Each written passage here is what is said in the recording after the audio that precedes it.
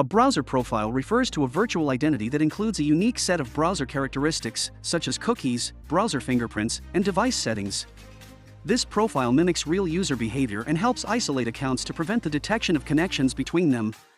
In AdsPower, you can create profiles either individually or in bulk. This guide will walk you through the steps to create a profile individually. Let's get started.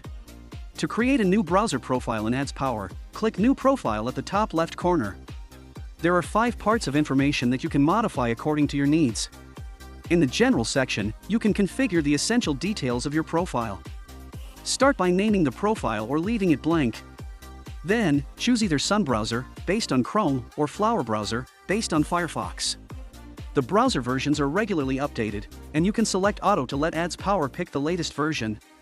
Next, choose an operating system to emulate, ideally matching your original system, and select a user agent that corresponds to your browser kernel. Organize your profiles by choosing a profile group and adding relevant tags. Paste cookies using formats like JSON, Netscape, or name equals value, and even merge multiple cookies for a smoother experience. In the Proxy section, you have the option to set up a proxy for the profile. Click the Custom button, then select a proxy type, and paste the necessary proxy information, IP, port, username, password, in the provided field. Alternatively, you can select a proxy from your saved list under the Saved Proxies section, or click the blue loop button to have AdsPower randomly assign a proxy for you. The Platform section lets you choose the platform you want the profile to work with, and automatically fill in login credentials. Select the platform and enter the relevant login details, which will be auto-filled when the profile is started. If the platform you're looking for isn't available in the drop-down list, simply choose Other and input the platform domain manually. You can also set a specific start URL, which allows you to control where the profile opens initially.